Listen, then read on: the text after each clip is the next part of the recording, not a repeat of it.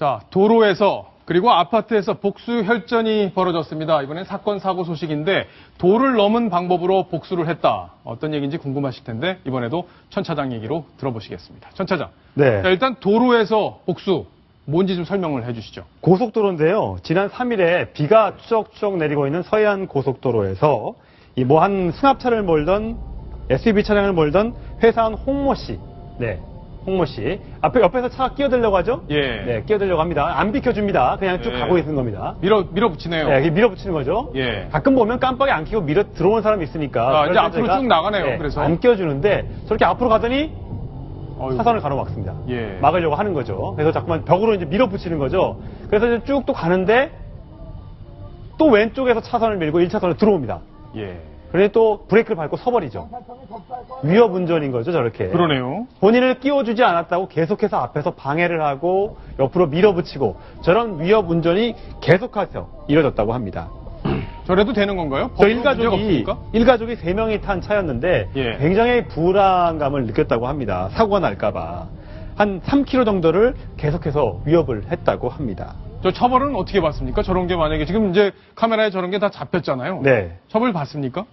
요새는요, 그러니까 예전에는 이제 뭐 사고가 나야지만 크게 이제 처벌을 받고 그랬는데, 이제는 보복운전, 위협운전도 상대방의 그 생명을, 신체에 훼손을 가하는 행위라고 해서 예. 굉장히 세게 처벌을 받는다고 합니다.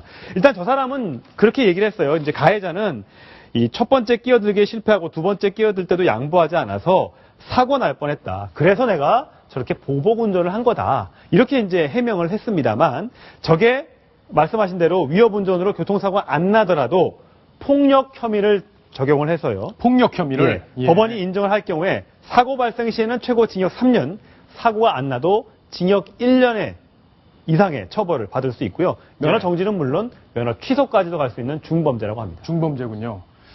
예, 저게 폭력행위 등 처벌에 관한 법률 위반, 뭐 이런 데서 하는 이제 특수폭행으로 의유를 한 판례가 최근에 나왔습니다. 아, 그래요? 예, 그걸 자동차 같은 경우는 원래 위험한 흉기가 아니잖아요. 사람이 강목 들고 때리고, 위험한 흉기 때려서 상해를 크게 입을 만한 물건을 들고 상대를 폭행을 하면 그 가중처벌 하는데, 이 자동차가 저렇게 급히 끼어든다라든지 해서 보복 운전을 하면 그 앞에 나온 판례가 바로 그거예요.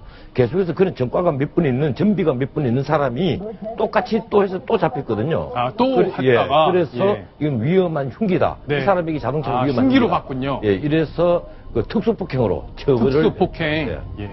천상철 차장. 네. 자, 이번에는 도로 위에서, 이번에 이제 아파트로 올 차례인데, 네. 무슨 또 보복이 있었던 건가요? 아파트 경비원 민모 씨, 66입니다, 올해. 굉장히 어르신인데, 여기에 대해서 아파트 입주민이 갑질을 했는데, 내용은 이렇습니다. 이모 씨 40살입니다. 거의 아버지 뻘 되는데, 작년 10월에 이런 일이 있었답니다. 그 아랫집 베란다에서 담배 냄새가 올라온다. 이런 아파트에서 경고방송이 있었다고 합니다. 예. 근데 그게 누군가를 통칭한 게 아니라 메토가 아니라 그냥 아파트 단지에서 담배 냄새가 올라오니까 좀 주의를 해주십시오 이랬더니 곧바로 저 40대 남자가 내려와서 막 항의를 했다는 거죠. 감히 네가 경비원인 주제에 입주민이 나에게 이렇게 나를 깔봐? 이러면서 굉장히 폭력 비슷하게 행사를 예. 했다는 거죠. 경비원분들이 얼마나 고생하시는데 그렇습니다. 그렇게 근데 그게 계속해서 그렇게 이제 예. 압력이 오다가 엊그저께 어떤 일이 있었냐면 아침 7시에 밥을 먹고 있는데 저 경비원분이 갑자기 얼굴 뒤에서 뭐가 확 날아오더랍니다. 예. 얼굴에 지금 보면 입주민 씨가 얼굴에다가 인분을 예. 갖다 발라버린 거예요. 아이고, 참.